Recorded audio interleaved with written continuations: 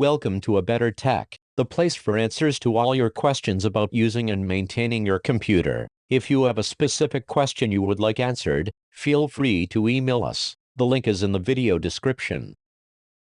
Have you ever been burdened with this horrible screen on your browser telling you that this site can't be reached? Well, today I'm going to give you some tips on how to ensure that you are connected to your Wi-Fi and help you get back online to continue browsing your favorite websites. So, let's get started.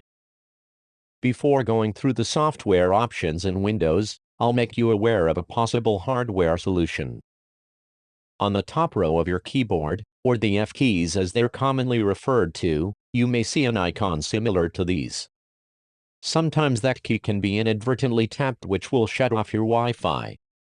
Depending on the type of laptop, you can press the key by itself or while holding the FN key at the bottom left of your keyboard and see if this turns your Wi-Fi back on.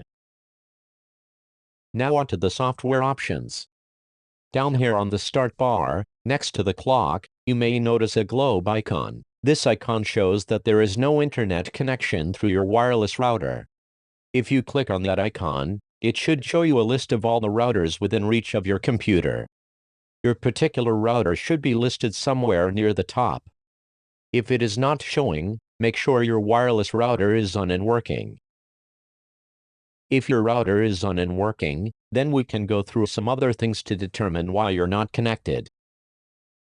This Wi-Fi button indicates that the Wi-Fi radio in your computer is turned on since it's highlighted blue. If it were gray, that would mean it's off, as you can see here. Notice how when I turn it back on, the local routers are listed again.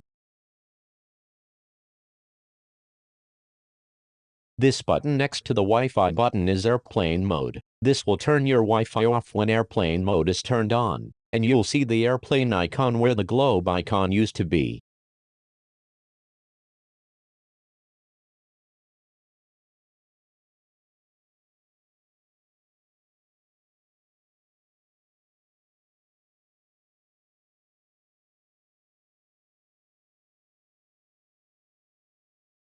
Turning airplane mode off should turn your Wi-Fi back on. Clicking on Network and Internet Settings will bring up the Microsoft Settings window for network settings. Clicking the Troubleshoot button can give you more insight to connections problems, but I'll cover that in another video. Anyway, you can see here that the Wi-Fi isn't connected. Clicking on Wi-Fi on the left side will bring up the window for Wi-Fi settings.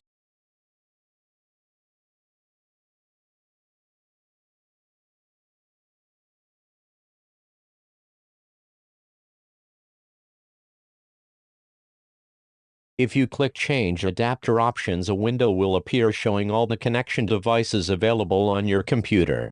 Here you can see the Wi-Fi adapter is on but not connected. There's also no Ethernet cable connected.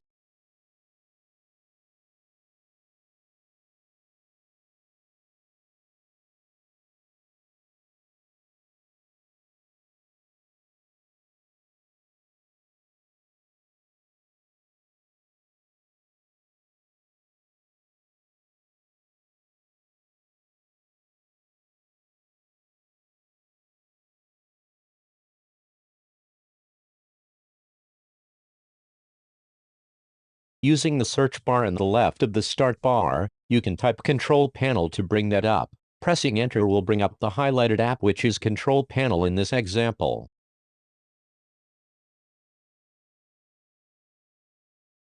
Click on Network and Internet, then Network and Sharing Center. As you can see, you are currently not connected to any networks.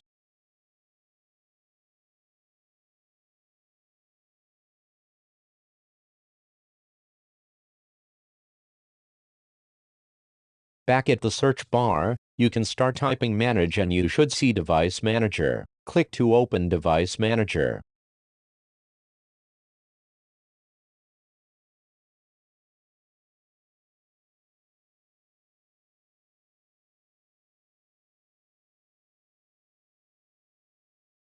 Click the arrow next to network adapters to see all the network devices in your computer. If a device is not listed there or is showing problems, that will have to be remedied to get connected to the internet again.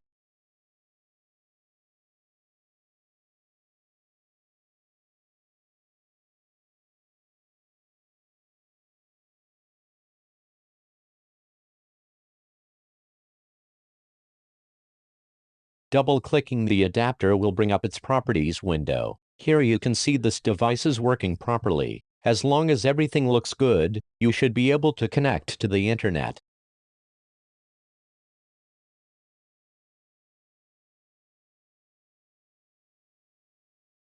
Click on the globe icon to show the available networks. Then click on your router name. If Connect automatically isn't selected, then try selecting it to see if it connects. Otherwise, you can click on the Connect button for your router name and type in the password.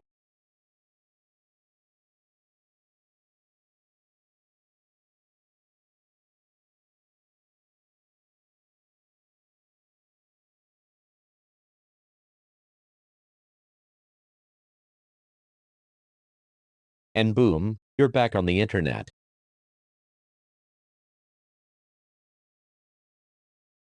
If you need help with a specific issue on your computer, feel free to email us and we'll do everything we can to get you the answer you need. Thanks for watching and don't forget to like, share, and subscribe.